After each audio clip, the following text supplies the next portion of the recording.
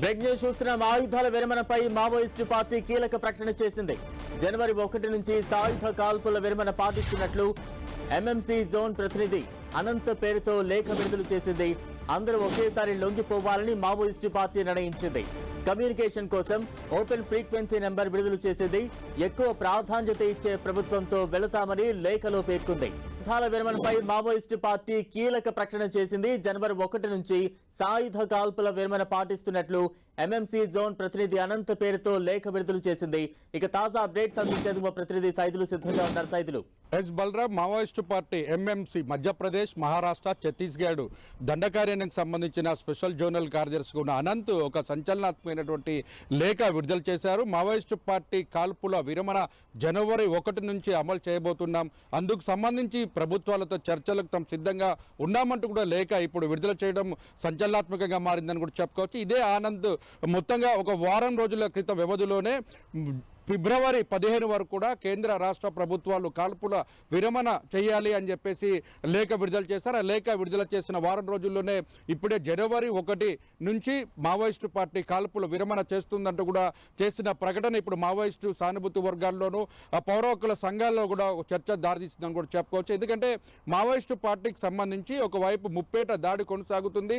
నిరంతరం ఎన్కౌంటర్లలో కీలకమైన నేతలు అటు డంబాల కేశవరావు కావచ్చు, హిడ్మా కావచ్చు, చాలా వందల మందికి సంబంధించి అంటే 11 నెలల కాలంలోనే 320 మంది పైగా మావోయిస్టులు ప్రాణాలు కోల్పోయిన పరిస్థితి. దాంట్లో సెంట్రల్ కమిటీకి సంబంధించి కూడా దాదాపు 8 మంది ఉన్నారు. అదే రాష్ట్ర కమిటీకి సంబంధించినటువంటి కీలకమైన నేతలు కూడా ప్రాణాలు కోల్పోయిన పరిస్థితి. అయితే ఇప్పుడు అనంత్ చేసిన ప్రకటనకు సంబంధించి అనంత్ నిజంగానే ఆయన చెప్తున్నట్టు లేఖలో పేర్కొన్నట్లుగా ఒక్కొక్కరు అంటే పోయి ప్రభుత్వం దగ్గర లొంగిపోవడం కంటే మొత్తం ఛత్తీస్గఢ్, మధ్యప్రదేశ్, మహారాష్ట్రకు సంబంధించినటువంటి స్పెషల్ జోనల్ కమిటీ ఏదైతుందో ఆ జోనల్ కమిటీకి సంబంధించినటువంటి కమిటీ మొత్తం కూడా అటు రాష్ట్ర ప్రభుత్వంతో చర్చలు జరిపిన తర్వాత ఆ ప్రభుత్వం దగ్గర లొంగిపోవడానికి తాము సిద్ధంగా ఉన్నామంటూ కూడా తేదీని కూడా ప్రకటన చేసిన పరిస్థితి ఉంది. తన ప్రకటన నేపథ్యంలో కొంత ఆయుధాలకు సంబంధించి కూడా ఎక్కడ ఆయుధాలతో పాటు ఆయుధాలను వదిలేసి వెళ్ళడం అనేది ప్రజలకు ద్రోహం చేసిన విధంగా ఉంటుందేమని అందరి చర్చ కొనసాగుతుంది. కానీ ప్రజలకు ద్రోహం చేయడం కాదు,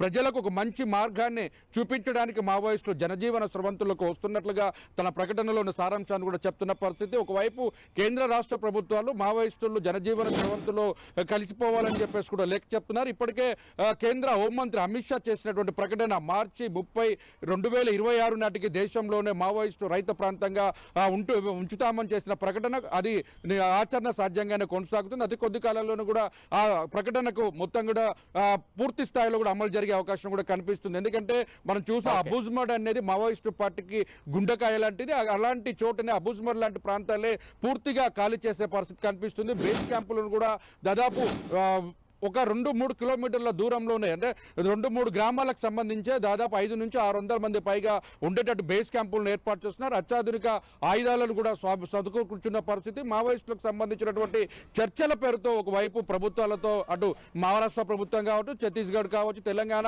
ఏఓబికి సంబంధించిన ప్రాంతాలకు సంబంధించిన అటు 2 తెలుగు రాష్ట్రాలకు సంబంధించిన ముఖ్యమంత్రులతోనూ అటు అధికారులతో కూడా మావోయిస్టు పార్టీలకు సంబంధించిన కీలకమైన నేతలు సంప్రదింపులు కొనసాగుతున్న పరిస్థితి కనిపిస్తుంది. దీంతో ఒక పక్క ఇప్పుడు అనంత్ చేసిన ప్రకటన జనవరి 1 నుంచి కాల్పుల విరమణ చేస్తున్నామని చేసిన ప్రకటనకు సంబంధించి నిజంగానే అది మావోయిస్టు అనంత్ చేసిన ప్రకటన లేక పోలీసులు విడుదల చేసిన ప్రకటన అనేది కూడా కొంత కన్ఫ్యూజన్ లో ఉంది. ఎందుకంటే మావోయిస్టులు ఆయుధాలను వదిలేసి వచ్చినంత మాత్రాన ఇంకా దండకార్యంలో ఉన్నటువంటి పూర్తి స్థాయి కమిటీ ఎవరైతే ఉన్నారో వారంతా కూడా స్పష్టంగా లొంగిపోతే నిజంగానే మావోయిస్టు పార్టీని పార్టీ లేకుండా పోయే పరిస్థితి ఉంది. కానీ కేవలం కమిటీలో ఉన్న కీలకమైన నేతలు లొంగిపోయినంత మాత్రాన ఆ పార్టీకి సంబంధించి పూర్తి స్థాయిలో ప్రాంతీయ పార్టీలక అంటే మిగతా రాజకీయ పార్టీలక ఆ పార్టీ అంతమయ్యే పరిస్థితి లేదని కూడా అటు విప్లవకారులు కావచ్చు, సామాజిక కార్యకర్తలు కావచ్చు, పౌరకుల సంఘాలకు సంబంధించిన నేతలు కావచ్చు పక్క చర్చలు కొనసాగిస్తున్న పరిస్థితి ఉంది. ఈ నేపథ్యంలో చూసుకున్నట్లయితే నిన్న జరిగినటువంటి ఒక లేఖ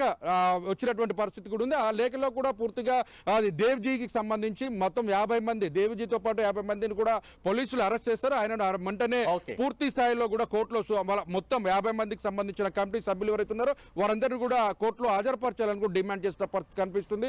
ఓవరాల్ గా చెప్పుకోవాలంటే మావోయిస్టు పార్టీకి సంబంధించినటువంటి వరుస ఎదురు దెబ్బల నేపథ్యంలో మావోయిస్టుల పరిస్థితి ఎలా ఉండబోతున్నది ఒక